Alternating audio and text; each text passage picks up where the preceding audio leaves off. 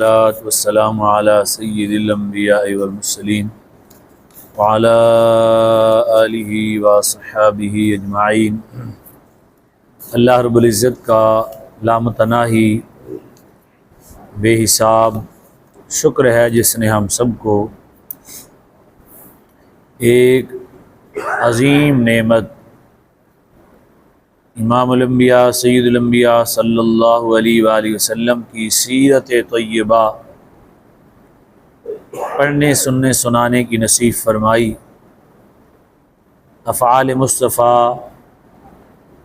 اللہ رب العزت نے وما آتاکم الرسول فخذوہ وما نہاکم عنہ فانتہوا سے ذکر فرمائے، اور وما ینطق عن الہویٰ اللہ رب العزت نے اقوال مصطفیٰ کا ذکر اس انداز میں کیا، اور پھر افعال مصطفیٰ کو اللہ نے من یطع الرسول فقد اطاع اللہ، یعنی اللہ کی اطاعت جو ہے وہ ایسی عظیم ہے کہ رسول اللہ کی اطاعت ہی اللہ کی اطاعت ہے۔ اور امام الانبیاء سید الانبیاء صلی اللہ علیہ وسلم کا بولنا اللہ کا بولنا ہے، حضور کا عطا کرنا اللہ کا عطا کرنا ہے۔ اخلاق عظیمہ کا ذکر بھی اللہ رب العزت نے قرآن مجید میں فرمایا، اخلاق عظیم کا وَإِنَّكَ لَعَلَىٰ خُلُقٍ عَظِيمٍ فرمایا۔ نبی کریم صلی اللہ علیہ وآلہ وسلم جی 63 یاد ہوگا آپ کو۔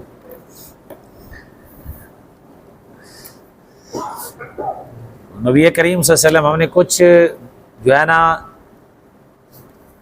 10واں سال اعلان نبوت کا عام الحزن اسے کہتے ہیں، عام الحزن آپ کو جی ہاں غم والا سال، اس کے بارے میں آپ نے کچھ سماعت کیا۔ اب جو ہے نا 11واں سال ہے، اور 11 سے لے کر 13واں سال تک نبی کریم صلی اللہ علیہ وسلم جب بھی حج کے دن آتے تو نبی کریم صلی اللہ علیہ وسلم تشریف لے جاتے، اور پیغمبر خدا صلی اللہ علیہ وسلم پھر لوگوں کو تبلیغ کرتے، دین حقانیت کی تعلیم و تربیت کرتے، ہم سب کے آقا و مولا صلی اللہ علیہ وسلم۔ تو اسی طرح اس وقت یثرب کہا جاتا تھا مدینہ پاک کو، وہاں سے لوگ بھی تشریف آئے تو نبی کریم صلی اللہ علیہ وسلم نے انہیں بھی دین کی تبلیغ فرمائی۔ نبی کریم صلی اللہ علیہ وسلم تو وہ لوگ جو ہے اسلام لائے، پھر چند لوگ اسلام لائے، اور جب اسلام لائے تو بڑے عقل مند تھے وہ لوگ، ظاہر ہے عقل تو نہیں کیا جنہوں نے حضور کو پہچانا۔ پھر انہوں نے ایک دوسرے سے مشورہ کیا کہ یہ حضور کے ہاتھ پہ بیعت کرنا یہ کوئی ایسا نہیں ہے کہ ویسے جیسے آج کل ساری پیری مریدی چل دی، فرمایا یہ تو ساری کائنات سے جنگ لینے والی بات ہے۔ تو جو دیگر صحابہ تھے ان کے ساتھ انہوں نے کہا ٹھیک ہے ہم کریں گے۔ حضور نے شرط رکھی کہ مجھ سے کوئی عہدہ نہیں مانگو گے، کوئی عہدہ نہیں مانگو، یہ نبوت ہے، بادشاہی تو ہے نہیں، شاہی تو ہے نہیں کہ ہم تقسیم کر دیں گے، عہدہ نہیں مانگو۔ انہوں نے اس شرط کو بھی قبول کر لیا۔ جب نبی کریم صلی اللہ علیہ وسلم نے بتایا نا تو انہوں نے پہلے یہودیوں سے ذکر سنا ہوا تھا، تو انہوں نے کہا یہ نہ ہو کہ ہم سے پہلے اسلام لائیں، وہ تو جانتے ہیں، ان کو تو پتہ ہے، لہذا ہم اس کام میں پہل کریں۔ بس ذہ مقدر خوش نصیبی کہاں سے آئے لوگ اسی وادی میں اسلام کا خوبصورت نور لے کے واپس پلٹ گئے۔ پھر آئے تو نبی کریم صلی اللہ علیہ وسلم کچھ اور لوگ لے گئے، پھر انہوں نے مانگا، حضرت مصعب بن عمیر کو آپ نے سنا ہوا ہے، پھر مصعب بن عمیر گئے تو یہ بڑے خوبصورت قرآن پاک پڑھتے تھے حضرت مصعب بن عمیر رضی اللہ تعالی۔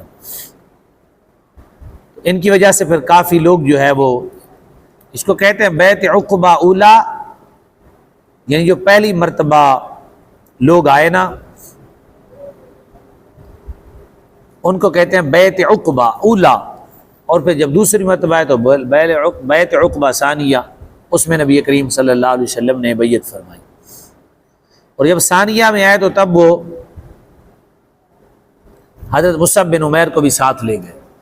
پھر یہ حضرت سعد بن زرارہ ایک صحابی ہیں، یہ وہ خوش نصیب صحابی ہیں پہلے کسی صحابی کا ان سے پہلے جنازہ نہیں ہوا، جنازہ شروع ان سے ہوا ہے۔ سعد بن زرارہ پہلا جنازہ جس کا رسول اکرم صلی اللہ علیہ وسلم نے پڑھایا، یہ ان کا جنازہ ہے۔ ان کے پہلے باقاعدہ طور پہ دفن کر دیا جاتا تھا، جنازہ نہیں تھا۔ اللہ نے نعمت جنازہ بھی عطا فرمائی۔ تو یہ وہ شخصیت ہیں، بڑے خوش نصیب ہیں، اور ان کے ہاں ہی قیام کیا تھا۔ حضرت مصعب بن عمیر نے ان کے گھر میں ہی حضرت مصعب بن عمیر رضی اللہ تعالی رہے تھے، اور اوس اور خزرج جو تھے یہ یمن سے آئے ہوئے دو بھائی تھے، وہاں سیلاب آ گیا تھا، سیلاب سے یہاں آئے تو یہ دونوں کا قبیلہ بن گیا۔ انصار انہی دو سے ہے، اوس اور خزرج قبیلے سے۔ تو انصار لوگ بڑے خوش نصیب ہیں، حضور کو بڑے پیارے تھے۔ انصار لوگ حضور کو بہت پیارے تھے، اگرچہ حضور نے مقام، مہاجرین میں بہت بڑے مقام والے احباب ہیں، خلفائے راشدین انہی سے ہیں، لیکن حضور نے ایک بات فرمائی، بڑی دلچسپ بات ہے، وہ عاشقوں کے لیے اس کائنات کی سب سے بڑی نعمت، بلکہ پورے جہان سے بڑی نعمت ہے۔ جب ایک دفعہ مال غنیمت حضور نے تقسیم کیا نا تو اوروں کو دیا، انصار کو نہ دیا، بعض لوگوں پہ گراں گزرا۔ حضور ان کے خیمے میں خود تشریف لے گئے۔ حضور نے فرمایا کیا تم چاہتے ہو کہ میں ان کو تو میں نے دیا سامان دنیا کا، اور میں تمہارے پاس ہوں۔ سارے صحابہ رونے لگ گئے کہ میں تمہارے ساتھ، سارے کے سارے ایک آنے واحد میں ایسی ٹھنڈک چلی عشق کی اور ایسی محبت کی جناب، خوبصورت رسیاں باندھی کہ پھر کبھی ٹوٹی ہی نہ۔ تو اس طرح سے تربیت کے مراحل چلتے رہے، دنیا اور دین کے معاملات۔ معلوم یہ ہوا کہ دین جب آئے گا تو بیچ میں دنیا کے معاملات ہوں گے، اور دنیا جب گھستی ہے تو دین جتنا ہوگا، یہ تجربے کی بات ہے، اللہ جانتا ہے۔ حج و عمرہ کرنے کے بعد بھی میں نے احباب دیکھے ہیں شریعت کا احترام نہیں کرتے، وہ کعبے کے سامنے کھڑے ہو کے نہیں کرتے۔ یعنی کسی سے میں نے پردے کی بات کی، بھی پردہ ہے، فرض ہے۔ دیکھیں ایک کام ہے ماننا، ایک ہے انکار کرنا۔ انکار کرنا کفر ہے، ایک ہے ماننا اور پھر کہنا کہ ہم گناہگار لوگ ہیں، بھائی محنت کر رہے ہیں، کوشش کر رہے ہیں، اللہ ہمیں محفوظ کرے گا۔ یہ ایک طریقہ ہے ہمیں اسلام۔ تو انہوں نے کہا نہیں دیکھو یہ کعبے میں سارا کوئی گھوم نہیں رہا، یہاں جائز ہے تو باہر جائز کیوں نہیں ہے؟ کہ یہاں لوگ سارے اکٹھے ہوتے ہیں تو نے کہا نہیں بس جو ہے نا عورت کو مرد ہونا چاہیے، عورت کو مرد ہونا چاہیے، وہ مرد ہے، وہ مردوں میں بیٹھ رہی پھر بھی مرد ہے، بس عورت کو مرد ہونا چاہیے۔ میں نے اس کو کہا بھی پھر کیکر کو سیب ہونا چاہیے، اور وہ جہاں بھی کھڑا رہے پھر سیب ہے، کھائیں اسے۔ اور بھئی جس کو اللہ نے جو پیدا کیا وہی ہوگا، یہ اللہ کی شان ہے، تبدیل کرنا چاہے، لیکن اس نے اپنی اس شان کو تبدیل نہیں کیا تاکہ انسان کے اندر ہماری وجہ سے کہ ان کے اندر اختلافات نہ ہو جائیں، ہر چیز سے یہ بات سمجھ جائیں کہ میں نے جو پیدا کیا ہے اس میں جو رکھا ہے وہی ہے، اب مت سمجھیں کہ ہم باتوں سے اسے تبدیل کر لیں گے۔ تو اس طرح سے ہو جاتا ہے۔ تو ایک ہے کہ شریعت کو ماننا، احترام کرنا، الحمدللہ اللہ نے ہمیں ہمارے اوپر کرم کیا، ہم مانتے بھی ہیں، احترام بھی کرتے ہیں۔ باقی جو ہے رہی بات کہ جہاں ہم اس اتنے فتنے ہیں پھنسے ہوئے ہیں، ہم اپنے آپ کو برا سمجھتے ہیں۔ اللہ رسول کا فرمان آج بھی سچا ہے، کل بھی سچا ہوگا۔ ہم غلط ہیں، اللہ ہمیں معافی عطا فرمائے، ہمیں غلطیوں سے بھی پناہ عطا فرمائے، بس اتنی سی بات ہے۔ کوئی بھی کہیں کھڑا ہے، یہ ہمارا اہل سنت کا کتنا خوبصورت عقیدہ ہے، قرآن و حدیث کا ہے، اصل میں قرآن و حدیث کا ہے عقیدہ یہ ہے کہ انسان جو ہے وہ خطا کا پتلا ہے، گناہ گار ہے، معصوم عن الخطا نہیں ہے، وہ خطاؤں سے محفوظ نہیں ہے۔ یعنی محفوظ اللہ کے ولی ہو جاتے ہیں، لیکن یہ نہیں کہ ہمیشہ کے لیے وہ گناہ سے بچ جائے، ایسا ممکن نہیں ہے۔ تو صحابہ کرام رضوان اللہ تعالی مجمعین کے ساتھ یہ معاملات رہے جن کی وجہ سے لوگوں نے معاملات کیے۔ بہرحال قربان جائیں ان لوگوں کی اداؤں پر جنہوں نے اوائل میں جب نہ روٹی تھی، نہ مکان تھا، نہ پانی تھا، نہ کپڑا تھا، نہ سپورٹ تھی، نہ اس وقت اسلحہ تھا، یا نہ جانے یار کون سی چیز تھی جو رسول اللہ کے ساتھ انہیں کھڑا کر گئی۔ دنیا کا تو کچھ بھی نہیں تھا، سب کے سامنے آج کوئی لنگر لے کے کھڑا ہے، کوئی پیری لے کے کھڑا ہے، کوئی مریدی لے کے کھڑا ہے، کوئی خطابت ہے، کوئی امامت ہے، کوئی نعت خوانی ہے، بھائی کچھ نہ کچھ تو ہے نا، کسی کے پاس کوئی سہارا تو ہے۔ کیا بات ہے، ان کے پاس کیا تھے؟ رسول اکرم کی ادائیں، حضور کا چہرہ، کچھ نہیں تھا ان کے پاس، اور حضور کی شریعت کی پاسداری کرتے وہ پہرے داری کرتے، وہ قربانیاں دیتے، گردنیں کٹاتے، وطن چھوڑ دیتے، رشتہ دار چھوڑ دیتے، مائی باپ چھوڑ دیتے، خوشی غمی چھوڑ دیتے، معاملات چھوڑ دیتے، تجارتیں چھوڑ دیتے، سب کچھ چھوڑ دیتے، حضور کا دامن نہ چھوڑتے، دامن نہ چھوڑتے۔ زید بن حارثہ کا واقعہ آگے پڑھیں گے، حیران ہو جائیں گے، وہ ڈھونڈتے ڈھونڈتے کہاں سے ماں باپ آئے، مدینے میں پہنچ آئے، انہوں نے کہا کہ یہ ہمیں دے دیں، وہ حضور کے پاس پہنچ آئے تو انہیں کہا ہمیں دے دیں، مہربانی آپ ہمیں دے دیں۔ حضور نے فرمایا ٹھیک ہے لے جائے۔ اب انہوں نے کہا جی آپ کے پیچھے تو رو رو کے آنکھیں لوگوں کی خراب ہو گئی ہیں، شکر ہے آپ مل گئے ہیں، آپ ہمارے ساتھ چلیں، کتنی بڑی خوش نصیبی، آپ ہمیں ملے اور ہم آپ کو مل گئے۔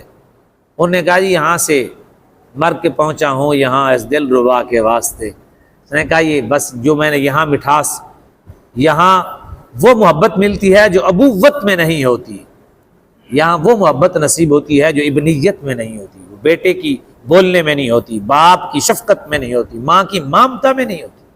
اللہ نے وہ اخلاق، وہ محبت، وہ سخاوت ہمارے آقا کو دی، اتنی کری، اس قدر۔ مائیں بھی تھک جاتی ہیں، آخر انسان ہے، دعائیں کر کر کے وہ بھی کبھی غصہ کر لیتی ہیں۔ اللہ اکبر، ہمارے گناہ دیکھ کر مصطفیٰ جان علیہ وسلم کو اللہ نے پہلے مشاہدہ کروایا، حضور نے خود حدیث ہے میں نے اعمال دیکھے، حضور نے غصہ نہیں فرمایا، حضور نے دعائیں فرمائی اعمال دیکھے۔ ہاں جی، اس قدر اللہ نے اپنے محبوب کو اپنی رحمت عطا فرمائی، اس قدر۔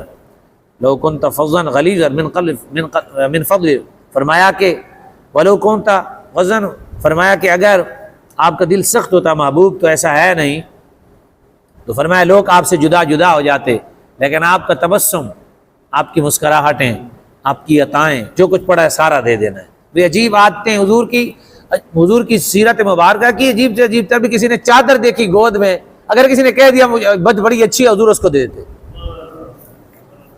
کہہ دیتا کہ یہ اچھی بڑی ہے، بڑی اچھی ہے۔ یہ مشہور تھا حضور کو جس نے کہا اس چادر لے گیا۔ اب کیسی بات ہے، غربت کا زمانہ تھا، یہ ہر کسی کو معلوم تھا، کوئی بھی کہہ سکتا ہے، ہر شخص کو ضرورت ہے، اور جب لباس نہ تھا اس وقت یہ زمانہ ایسا تھا، ایسی ادا۔ اور ہمارے لیے حضور نے نرم و ملائم بستر چھوڑ دیے، ہمارے لیے اسائش کا رہنا چھوڑ دیا، کہ کہیں اگر میرا امتی یہ اختیار نہ کر سکے تو پھر کیا ہوگا۔ سیدہ فرماتی ہیں، سیدہ شذریقہ گھر میں رسول اللہ تو بستر مبارک دیکھا تو فرمایا یہ بستر کس نے بنایا؟ اس نے کہا رسول اللہ ہمسائی آئی تھی، چمڑے کا بستر دیکھا ہے، بڑا اس کو دکھ لگا ہے کہ ہمارے خاوند تو بڑے نرم و ملائم بستر پہ سوتے ہیں، اور آپ نے ایسا میں بنا کے لاتی ہوں، تو وہ بنا کے لائی ہے۔ حضور نے فرمایا کہ نہیں، اس کو اٹھاؤ، اگر میرے کسی امت کے پاس طاقت نہ ہوئی تو پھر وہ کیا کرے گا، یہ اس کو واپس کر دو، واپس کر دی۔ ادائیں وہ دی، نیچے والا آدمی، غریب آدمی جس کے پاس کچھ نہیں ہے، اس سے لے کر او جس کے پاس سارا جہان ہے، وہ حضور کی سنتوں کو آسانی سے ادا کر سکتا ہے، اتنا دین آسان۔ تو ہمارے آقا مولا صلی اللہ علیہ وآلہ وسلم نے پھر احباب بھی ایسے حضور کے ہاں، اس مدرسہ میں کچھ لوگ بھی ایسے پیدا ہوئے، بڑے زمانے کی آندھیوں نے، طوفانوں نے، طغیانیوں نے۔ قرآن میں اللہ فرماتا ہے، جب غزوہ خندق ہوا، اللہ قرآن میں فرماتا ہے، اللہ فرماتا ہے ایسے تھا جیسے کلیجہ منہ پر آ گیا ہے، یا رب نے دل پیدا کیا ہے۔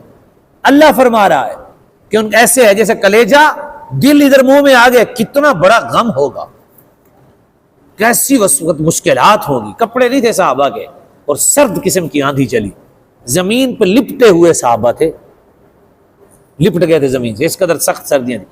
آپ بھی کوئی سردیوں میں جائے نا، مدینے میں بڑی سخت سردی ہوتی ہے، آپ بھی جو احباب گئے ان کو معلوم ہوگا۔ اس طرح سے ہمارے آقا و مولا صلی اللہ علیہ وسلم ہم تک دین پہنچایا جی۔ لاکھوں سلام ہو ہمارے آقا اور حضور کے توسل سے مصطفیٰ جان رحمت کے صحابہ پر، وہ عظیم لوگ ہیں، اللہ نے چن کے رسول اللہ صلی اللہ علیہ وسلم کو دیے ہیں، چنے ہوئے لوگ، بڑے عظیم لوگ ہیں۔ زندگیاں پڑھ کے انسان کی عقلیں تنگ رہ جاتی ہے۔ میں یہاں ایک جملہ سناتا ہوں، آپ کو حیران ہو جائیں گے۔ یہودی تھے نا اس وقت، یہودی، انہوں نے ایک محاورہ مشہور کر دیا تھا صحابہ کے بارے میں، رہبان باللیل و فرسان بالنہار۔ یہ جملہ بڑا مشہور تھا یہودیوں میں، کہ یہ لوگ ہم نے آج تک نہیں دیکھے، یہ دن کے جو دن کے ہیں شاہ سوار ہیں، دن پر یہ گھوڑوں پر، اونٹوں پر ہوتے ہیں، اور رہبان باللیل، رات کے راہب ہیں۔ عجیب لوگ ہیں، دن میں مجاہد ہیں، ہمارے یہاں صوفی ہے، بس وہ صوفی ہی ہے، مجاہد نہیں ہے۔ تو یہودیوں میں یہ مشہور ہو گیا کہ رات جاؤ ان کے مسلح بھیگ جاتے ہیں، سسکیاں ان کی بند نہیں ہوتی، تو ان کے زخم ان کو نہیں روک سکتے، ان کی بیٹے کی شہادتیں ان کو تہجد رہی ہے۔ خدا کی قسم جب تھک کے ہم آتے ہیں نا کسی سفر سے نماز پڑھنے لگتے ہیں، صحابہ یاد آ جاتے ہیں، ان کی نمازیں قضا نہیں۔ صحابی کہتے ہیں جب غزوہ خندق ہو گیا سارا دن تیر چلے، اور 3 نمازیں نبی کریم صلی اللہ علیہ وسلم کی، 4 عصر ظہر مغرب عشاء میں نبی کریم صلی اللہ علیہ وسلم نے، صحابی کہتے ہیں پھر حضور نے اسی طرح تکبیریں پڑھائیں، اور اتنے بڑا المیہ ہوا اس دن اتنے بڑے صحابی زخمی ہوئے، سخت ترین دن تھا وہ، اس دن جب انہوں نے آخر میں انتہائی قسم کے تیر چلائے، وہ اندر کراس کر کے آگے جب حضرت علی پاک نے شہید کیا، قتل کیا اسے، تو اس طرح سے مسئلہ بنا۔ کہتے ہیں پھر بھی رسول اکرم صلی اللہ علیہ وسلم نے نماز جب پڑھی نا، اس قدر اہتمام کے ساتھ پڑھی، اس قدر اہتمام کے ساتھ پڑھی کہ ہر نماز کا ایسا نور بخیر دیا۔ یہ تکبیر کہلائی پہلی پڑھی، پھر تکبیر کہلائی دوسری پڑھی، پھر تکبیر کہلائی تیسری، پھر عشاء نماز پڑھی۔ نبی کریم صلی اللہ علیہ وسلم دعا فرمائیں اللہ محبوب کی ان نمازوں کے توسل سے ہمیں بھی وہی نماز نصیب فرمائے، تھکے ہوئے جیسے بھی نماز للہیت والی عطا فرمائے، اخلاص والی معراج والی نصیب فرمائے۔ تو یہ ہمارے آقا مولا صلی اللہ علیہ وسلم، اب تھا یہ کہ ادھر تھا کچھ نہیں، ادھر عرب و عجم سے جنگ چھڑ گئی۔ یہ نبی کریم صلی اللہ علیہ وسلم نے بتایا کہ صرف ہم نے رب کے ساتھ کھڑے ہونا ہے۔ ادھر پیچھے سے یہودی دشمن ہو گئے، ادھر سے مکے والے دشمن ہو گئے، وہاں سے تشریف لے آئے، ادھر آ گیا ہے تو وہ پھر حضور نے ہجرت فرمائی، 11 سے لے کر 13 سال تک نا نبی علیہ السلام نے تبلیغ فرمائی، مکہ میں کچھ لوگ ہو گئے، تو پھر نبی کریم صلی اللہ علیہ وسلم اسی سال میں یعنی نبی کریم صلی اللہ علیہ وسلم کو معراج شریف بھی، نبی کریم صلی اللہ علیہ وسلم عام الحسن ہے نا، اس میں آقا کریم صلی اللہ علیہ وسلم کو معراج شریف بھی ہوا، غم کا سال تھا، تو نبی کریم صلی اللہ علیہ وسلم کو معراج ہوا۔ اس معراج میں یاد رکھیں اختلاف میں نہیں پڑھنا، جہاں تک الحمدللہ اللہ کے پاک بندوں سے بیٹھ کر سمجھا ہے وہ یہ ہے کہ نبی کریم صلی اللہ علیہ وسلم نے معراج کے مراحل کو بیان کیا ہے، جیسے صحابی کا مرتبہ تھا نا سامنے صحابی کا، ہمیں وہ سمجھ نہیں ہے، روحانی طور پہ جتنا ترقی تھی، کئی بار صحابہ سے حضور نے پوچھا یا ابا الحارث، حضور نے فرمایا یا نبی کریم صلی اللہ علیہ وسلم فرمایا یا حارث ایک صحابی کا نام تھا، رات کیسے گزاری ہے، صبح کیسے کیا؟ اس نے کہا صبح میں نے ایسے کیا جیسے رب کو دیکھ رہا ہوں، جنت کو دیکھ رہا ہوں، جنت کو دیکھ رہا ہوں، میں رات میرا دل تڑپ رہا تھا، حضور نے فرمایا اس کو قابو کر کے رکھو، یعنی ان کے زندگی ایسے تھی کہ وہ اندر کشف ہو گیا، ان کے اندر کھل گیا، تو وہ لوگ نمازیں اس قدر پڑھتے تھے، تو جیسے وہ ماحول تھا حضور نے اس کے مطابق وہی سائر بیان کر دی معراج کی، جس مقام پہ صاحب نے روحانی طور پہ سیر کی تھی خواب میں، تو اس طرح سے صحابہ کرام جو جہاں تک اس کا عقل گیا ہوا ہے، جہاں تک جو مانتا ہے اس کو کچھ کہنا نہیں ہے،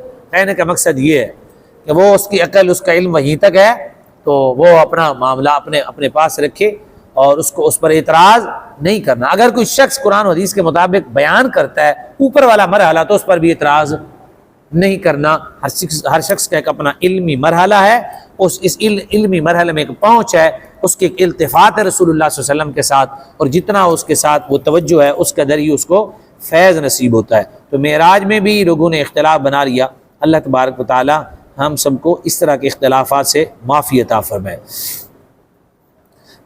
نبی کریم صلی اللہ علیہ وآلہ وسلم کا یہی سال تھا، کریم آقا و مولا صلی اللہ علیہ وسلم کا یہ تقریباً 12واں سال بنتا ہے، یعنی 12ویں سال میں نبی علیہ السلام کو کیا ہوا؟ معراج ہوا۔ یاد رکھنا ہے کون سے سال کو؟ 12ویں سال، یہ جو اعلان نبوت کا 12واں سال تھا، تب نبی کریم صلی اللہ علیہ وسلم کو اللہ تبارک و تعالی نے، اور اسی سال میں ہی نبی کریم صلی اللہ علیہ وسلم کا 13واں سال جب آیا تو ایام حج میں انصار کے ساتھ بہت مشرک آئے، اور وہ انصار کے ساتھ نا اس طرف سے حج کے لیے تشریف لائے، ان کے ساتھ اور بھی تھے، تو یہاں عقبہ مینا میں نبی کریم صلی اللہ علیہ وسلم کی خدمت میں حاضر ہوئے۔ اس وقت حضور کے ساتھ حضرت عباس بن عبد المطلب بھی تھے، اس وقت اسلام نہ لائے، یعنی تاریخ میں دو طرح کی رائے کی ہے کہ ایمان چھپائے ہوئے تھے، ایک یہ ہے کہ ابھی اسلام کو انہوں نے اظہار نہیں فرمایا تھا۔ تو پھر یہ گروہ وہی آیا تھا، خزرج کی قوم کے جو معزز لوگ تھے وہ بھی وہاں تشریف لائے ہوئے تھے نبی کریم صلی اللہ علیہ وآلہ وسلم کے ساتھ، اہل و عیال ان کے ساتھ تھے۔ یہ صفحہ نمبر آپ 64 کھولیں گے تو خزرجی آپ کے دست مبارک پکڑ کر کہا کہ ہمیں منظور ہے یا رسول اللہ، ہم بیعت کر لیتے ہیں، واللہ ہم اہل حرب اور اہل صلاح ہیں۔ اہل حرب کہتے ہیں جنگ والوں کو، اہل صلاح کہتے ہیں اسلحے والوں کو، کہ ہمارے پاس اسلحہ بھی ہے اور ہم جنگ جو لوگ ہیں۔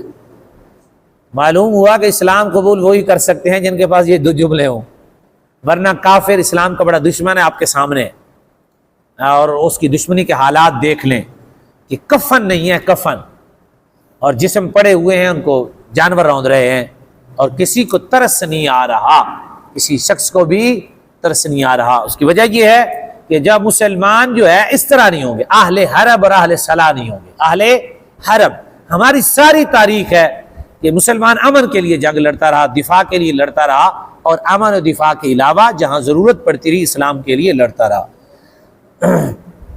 اور فرمایا یہی چیزیں باپ دادا سے ہمیں ورثے میں ملی ہیں۔ ابو الحسن بن تیہان انصاری اور اسی سے قطع کلامی کر کے عرض کی، یا رسول اللہ، جو اس سے ہمارے تعلقات ہیں جو بیعت سے ٹوٹ جائیں گے، ایسا نہ ہو کہ جب اللہ آپ کو غلبہ دے آپ ہمیں چھوڑ کر اپنی قوم میں چلے آئیں۔ انصار کہہ رہے ہیں ایسا نہیں کرنا، پھر آپ ہمیں چھوڑ کر پھر اپنی قوم میں چلے آئیں۔ ان کو حضور کا جب چہرہ دیکھا تو حیران رہ گئے کہ ہمیں یہ مل جائیں بڑی بات ہے، یا رسول اللہ پھر نہیں ہونا کہ غلبہ اگر اللہ ہمیں دے دیتا ہے اور آپ اپنی قوم میں نہیں آئیں گے۔ آپ نے مسکرا کر فرمایا، یار ذرا سوچیں، ابھی حضور تشریف نہیں لے گئے، ابھی فتح نہیں ہوئی، کیا حضور کا دل خوش کر دیا ہوگا اس جملے نے؟ ذرا سوچیں، ایک دوست ہے وہ آپ کو کہتا ہے لاؤ بھی گئے ہی نہیں اس کے گھر میں، اس کے علاقے میں نہیں گئے، وہ کہتا ہے کہ جب ہمیں فتح ہوگی، بھئی چاہیے تو یہ تھا کہ جب فتح ہوگی آپ اپنی قوم میں لوٹانا، ہمیں بادشاہی دے آنا۔ محبت کا انداز دیکھیں، یا رسول اللہ جب آپ کو فتح ہو جائے گی پھر آپ نے اپنی قوم میں نہیں آنا، آپ ہمارے پاس رہیں۔ اور حضور نے پھر جو کام کیا، آپ نے مسکرا کر فرمایا، نہیں، تمہارا خون میرا خون ہے، میرا جینا مرنا تمہارے ساتھ ہے، میں تمہارا ہوں تم میرے ہو۔ لاکھوں سلام و مصطفیٰ کے صحابہ انصار پر، تمہارا دشمن میرا دشمن ہے، تمہارا دوست میرا دوست ہے۔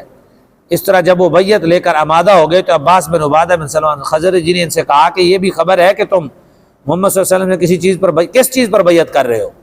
یہ عرب و عجم سے جنگ پر بیعت کر رہے ہو؟ اگر تمہارا خیال ہے کہ جب تمہارا مال تاراج ہو اور تمہارے اشراف قتل ہوں تم ان کا ساتھ چھوڑ دو گے تو ابھی چھوڑ دو، یعنی جب تمہارا مال سارا تاراج ہو تو ختم ہو جائے اور پھر تمہارے اشراف بڑے بڑے دادے آبا و اجداد عزت دار لوگ قتل ہو جائے اور تم چھوڑو تو ابھی چھوڑ دو، اگر اس وقت چھوڑیں تو ابھی چھوڑ دو، اگر ایسی مصیبت پر بھی ساتھ دے سکو تو بیعت کر لو۔ سب بولے ہم اسی بات پر بیعت کرتے ہیں، مگر یا رسول اللہ اگر ہم اس بات پر ثابت رہیں تو ہمیں کیا ملے گا؟ حضور نے فرمایا بہشت، جنت ملے گی۔ یہ سن کر سب نے آپ کے دست مبارک پر بیعت کی، اسے عقبہ کی بیعت ثانیہ کہتے ہیں۔ بیعت کے بعد نبی علیہ الصلوۃ والسلام میں سے 12 اشخاص کو نقیب مقرر کیا جن کے نام خود انصار نے پیش کیے۔ نقیب کا مطلب ہے ان کے بڑے، ان کے رہنما، امراء۔ حضور صلی اللہ علیہ وسلم نے ان سے یوں خطاب فرمایا، تم اپنی قوم کے حالات کے کفیل ہو، جیسا کہ حواری حضرت عیسیٰ ابن مریم علیہ السلام کے تھے، اور میں اپنی قوم کا کفیل ہوں۔ وہ بولے کہ ہاں منظور ہے۔ اس کے بعد وہ اپنے ڈیروں پر چلے گئے۔ صبح کو قریش سے کہنے لگے، ہم نے سنا ہے کہ تم نے ہمارے ساتھ جنگ کرنے پر بیعت کی ہے۔ ان کے مشرک ساتھیوں نے کہا کوئی ایسی بات نہیں ہوئی۔ یہ سن کر قریش واپس چلے گئے، مگر تفتیش کے بعد حقیقت حال جو ان کو معلوم ہوئی تو انہوں نے انصار کا تعاقب کیا۔ صرف سعد بن عبادہ ان کے ہاتھ آیا، ظالم نے انہی کے اونٹ کی تنگ سے ان کے ہاتھ گردن سے جکڑ ڈالی، مطلب اونٹ کی جو اونٹ تھا نا اس سے ان کو سزا دینے کے لیے باندھ دیا۔ حضرت یہ نبی کریم صلی اللہ علیہ وسلم کے سعدی ہیں، سعد بن عبادہ بڑے عظیم صحابی ہیں، مارتے پیٹتے اور سر کے بالوں سے گھسیٹتے ہوئے ان کو مکہ میں لے آئے۔ وہاں جبیر بن متمادی اور حارث بن حرب امین ان کو چھڑایا، یعنی ان کے ساتھ تعلقات تھے۔ ایک ہی صحابی ملے جنہوں نے کلمہ پڑھا، وہاں سے نکل گئے تھے، ان کو پتہ نہیں چلا، اللہ نے بچانا ہوگا۔ تو بھائی اسلام ایسا ہے، اسلام ایسے، اسلام آج بھی یہی قربانی، قیامت تک اسلام ایسی قربانی چاہتے ہیں، قیامت تک اسلام ایسی قربانیاں چاہتا ہے۔ جو احباب جو ہے وہ اوراد و وظائف سے اسلام لانا چاہتے ہیں ایسا نہیں ہے، یہ برکت کے لیے ہے، تلاوت سے لانا چاہتے ہیں، تلاوت بھی ہے۔ مجھے کبھی کبھی دکھ لگتا ہے، اللہ دعا مانگے اللہ تبارک و تعالیٰ، علماء جو ہے نا اس وقت سمجھ لیں کہ پتہ نہیں کہ کون سے مصائب میں ہیں۔ ہم تمام قوانین اسلامی پڑھتے ہیں، اسلامک لا، یعنی اسلامک لا جو ہے نا ہمارا پہلی کتاب میں پڑھائی جاتی ہے نور الازا، پھر قدوری پڑھاتے ہیں، پھر ہدایہ پڑھاتے ہیں، پھر اصول پر کہ اس اسلامک لا کے اصول اخذ کیسے ہوتے ہیں، یعنی دیکھیں اسلامک علت، ایک وکیل قانون بیان کرتا ہے تو اس کی علت بیان کرتا ہے، اس کی علت کے لیے پھر ہمیں کتاب پڑھائی جاتی ہے اصول شاشی، نور الانوار، پھر اسامی پڑھائی جاتی ہے، یہ اس کی کتابیں ہیں۔ پھر جس سے قانون لائے ہیں ہم وہ رسول اللہ کی ذات ہے، کون کی؟ نبی کریم صلی اللہ علیہ وسلم کی حدیث، پھر حدیث پر حدیث کی اقسام کہ رسول اللہ صلی اللہ علیہ وسلم سے حدیث اخذ کرنی کیسے ہے اور اخذ کرنے کے درجات کیسے ہیں، پھر اس پر اصول، اس کو اصول حدیث کہتے ہیں، وہ بھی پڑھایا جاتا ہے۔ پھر خود قرآن پاک، قرآن عظیم کے اندر جو معنی ہم اخذ کرتے ہیں اس کے 20 درجات ہیں، 20 درجات سے پھر قرآن کی تفسیر کرنے کے لیے 5 علوم ہیں قرآن مجید کے، جن کو سامنے رکھ کے قرآن کی تفسیر رکھنی ہوتی ہے۔ یہ سارا کچھ پڑھنے کے باوجود کسی جگہ پر اسلامک لا نہیں ہے، صرف پڑھایا جا رہا ہے۔ دعا فرمائے بڑی بات نہیں ہے، لوگ ابھی پڑھ رہے ہیں، عمل تو ہے نہیں بھائی۔ اگر ہمارے والا لا جو ہم پڑھتے ہیں اگر یہ اسلام ہوتا تو وکیل ہمارے علماء ہوتے، سمجھ گئے میری بات؟ آج ان کی قوت ہوتی، ان کی رسپیکٹ ہوتی اور دین اسلام ہوتا، لیکن وہ ایسا نہیں ہے، لہذا وہ قوانین نہیں ہے، قانون، کیونکہ اس وقت جس کا پنجہ گڑا ہوا ہے اسی کا قانون ہے، اور اسی کے قانون پڑھنے والے کی عزت و آبرو ہے اور اسی کا فلاح ہے۔ تو یہ ہے ہمارا اس وقت الحمدللہ آپ نے سن لیا ایسی باتیں جو آپ پر اللہ نے عیاں کی، اللہ تبارک و تعالی نے میرے اوپر آپ کے اوپر عیاں کی۔ تو یہ ہے کہ ہمیں اسلام کی معاونت چاہیے، اسلام کا درد چاہیے، اسلام کی تکلیف چاہیے، اسلام کے ساتھ کھڑا ہونا چاہیے۔ اللہ تبارک و تعالی ہم سب کو ہمیشہ کے لیے اسلام کا مددگار رکھے۔ اللہ فرماتا ہے یا ایھا الذین آمنوا ان تنصروا اللہ ینصرکم ویثبت اقدامکم۔ کیسے لوگ ہیں یار، ان کے چہرے پہ تیور نہیں بدلے، اتنی لاشیں اٹھ کر بھی، سامنے شہادتیں دیکھ کر بھی، پھر بھی کیا چیز ہے ان کے اندر؟ کون سا ایسا قانون ہے، کون سی ایسی چیز ہے جو ان کو تیار کر رہی ہے؟ تو صرف یہ ہے کہ جب انہوں نے سامنے شہیدوں کو مسکراتے ہوئے دیکھا ہے، ان کو اترتے ہوئے اور ان کی دلیریاں دیکھی ہیں، تو پھر وہ زمانہ تھا، یہ وہی لوگ ہیں۔ مجھے ایک جملہ، کیونکہ یہ بند ہو گیا، بند کر دیں جی، میں ذرا آپ کو ایک بات بتاؤں۔ میری نے ایک عربی سے بات ہوئی،